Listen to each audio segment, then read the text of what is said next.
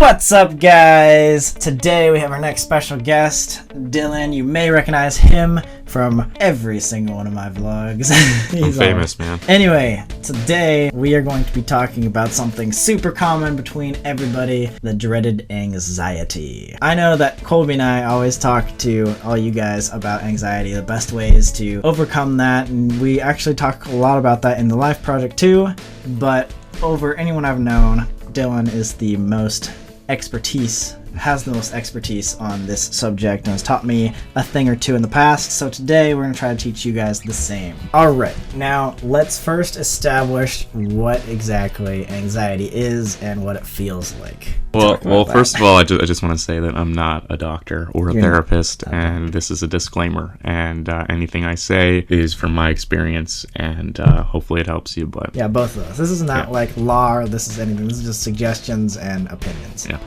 Anxiety. Anxiety can manifest in many different ways. Some people will describe it as nervousness, other people will describe it as a fear of doing things for not really any real reason. Some people describe it as a physical feeling in their body. People get panic attacks. Yeah, and panic attacks they're the most extreme version of, or extreme manifestation of anxiety. I mean, if you've ever had one, you know that it's not a fun experience. But I feel like anxiety, the definition, it's very loose, and it can mean different things to different people. Yeah, people have like just anxious feelings before tests versus like full-on panic attacks where you cannot move.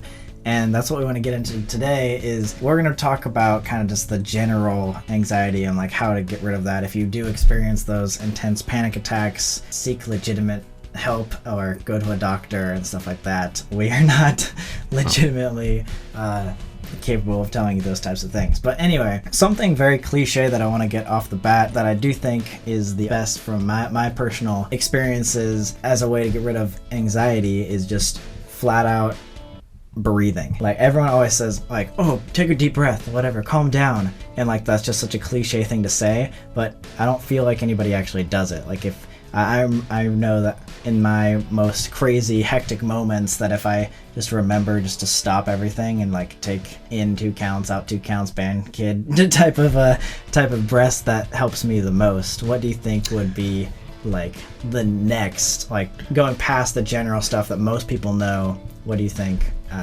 people could do? Yeah, well, I mean, who's Pip? No, people. Oh, well, I want to just go back to that before talking about other things, because breathing really is a lot more helpful and important than a lot of people think. Because when you are panicking or when you're in just a distressed state, and people tell you just breathe, it feels like just you don't want to hear that. You don't want to. Breathing's not going to do anything. It feels like it's a very frustrating thing.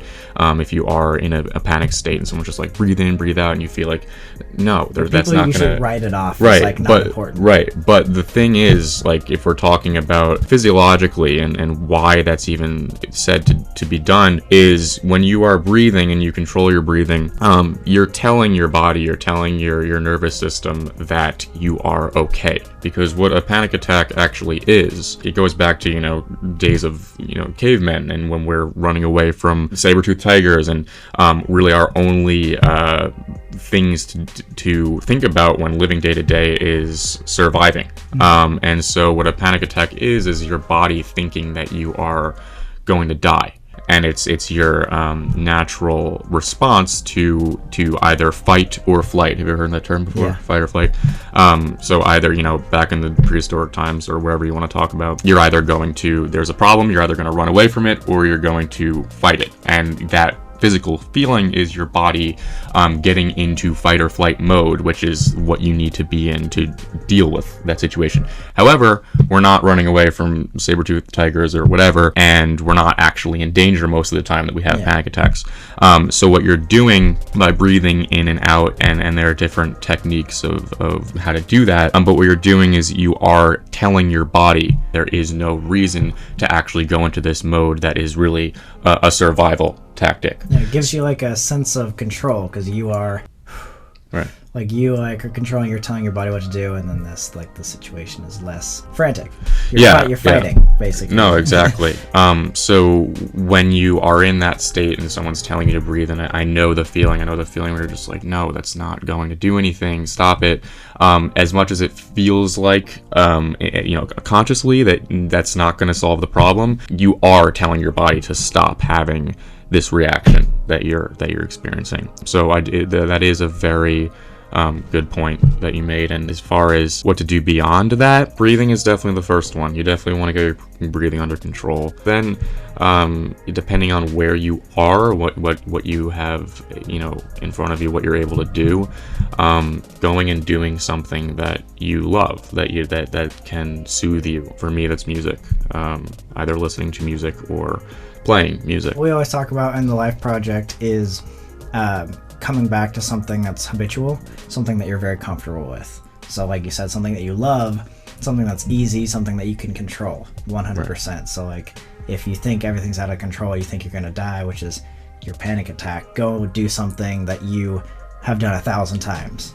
Do something that you know and can control and really hone on and like do it right. Yeah, and there's another thing, and again, I'm not a therapist, but there's a type of therapy called DBT. It stands for dialectical behavioral therapy, and it's a lot more than focused on just anxiety, but there is a skill that is taught in DBT called self-soothing, and that is using your senses to calm yourself down. So smelling something that's like citrusy or minty, or just something that's very just goes past your I don't remember the scientific terms, but basically past the forefront of your mind, which is worry and panic, and going I think it might be your parasympathetic nervous system. Again, not a doctor, but using senses, so smell, or like holding onto an ice cube, and you can only focus on the coldness of that ice rather than whatever is stimulating you to have the experience you're having. Basically switching your focus so that you aren't worried about those external things. Or like touch, like those fidget toys, or like something soft or squishy, or but yes, the idea is to direct your focus to something very basic, very fundamental, nothing that takes effort or skill, or just we're going back to our very what you would do as a toddler, basically, to soothe yourself. In fact, the reason that we in class, when you like lean back in your chair, the reason that we do that, or at least this is what I was told, is that we go into a rocking motion, and it's sort of like when you're being rocked by your mom as a kid, and or as a baby, and instinctual stuff. And it calms you down. And that's so even if you're not like freaking out and you're just doing that in class, the reason you're doing it is because either you have energy you don't know what to do with, or you're instinctually trying to soothe yourself. So the bottom line is to pay attention to very simple things that make you feel good, or at least as good as you possibly can feel in that moment. Because I know, and one of the most frustrating things with anxiety and panic is when somebody who doesn't understand, which is totally fine, because if you haven't experienced it, you're not going to understand, is when somebody that doesn't get it tells you to do something that you think is not going to work, or is not going to work. But basically thinking and knowing are the same thing in that state of mind. Like, if you think it's not going to work, it's not going to work. Right. Yeah. No. And you are your own savior in those moments. You are.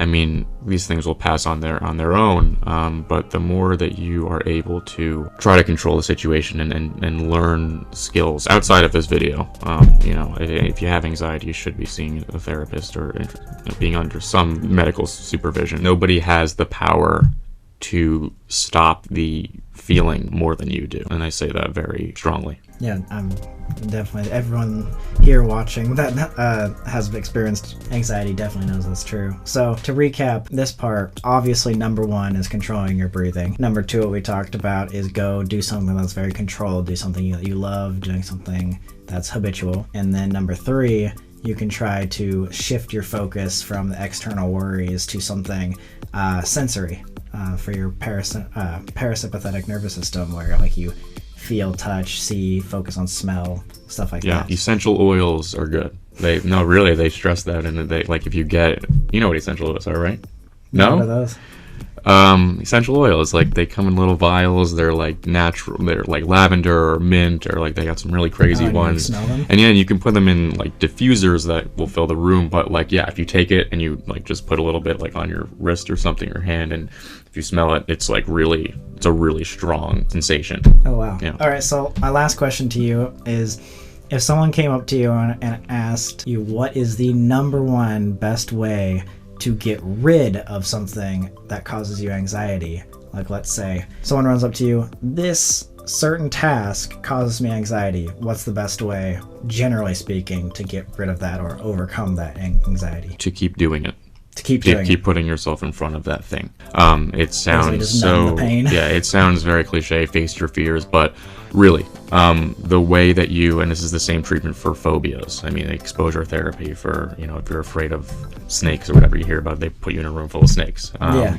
The more that you, the idea of whatever it is making you afraid or anxious, the more that you familiarize yourself with that and push yourself into it and know that, again, because this all comes down to your body thinking you're going to die. The more It's you... uncomfortable, Yeah. so you got to make these situations comfortable. The more you realize that you are not going to die from X, Y, or Z, and the more you push yourself to do it.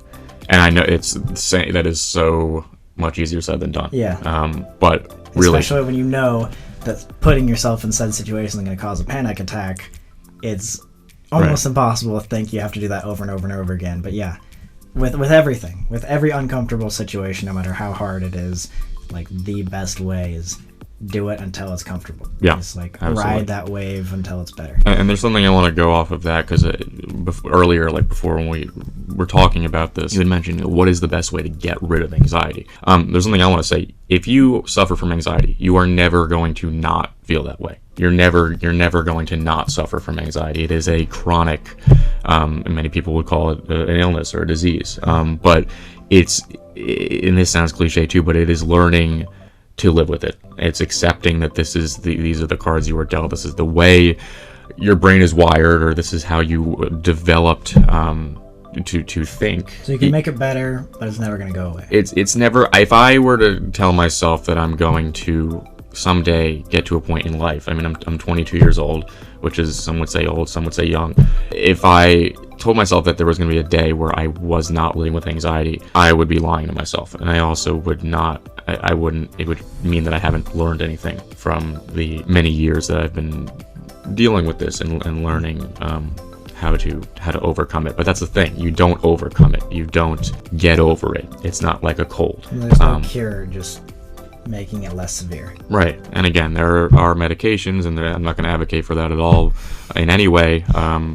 That's something for you to talk to a doctor about, but it's learning to live with it and still achieve your goals and do the things you want to do in life, even though you are hindered by this, and some days probably you feel like you're crippled. All right. Either way, guys, I hope you guys learned something, and go out and make sure anxiety does not stop you from achieving your goals, because obviously there are insanely successful people out there that suffer from panic attacks, anxiety, just like a lot of you guys. But thank you very much to Dylan for coming on here and giving us some more suggestions. If you want to check him out, his social media will be in the description below, and we will see you next time. Peace.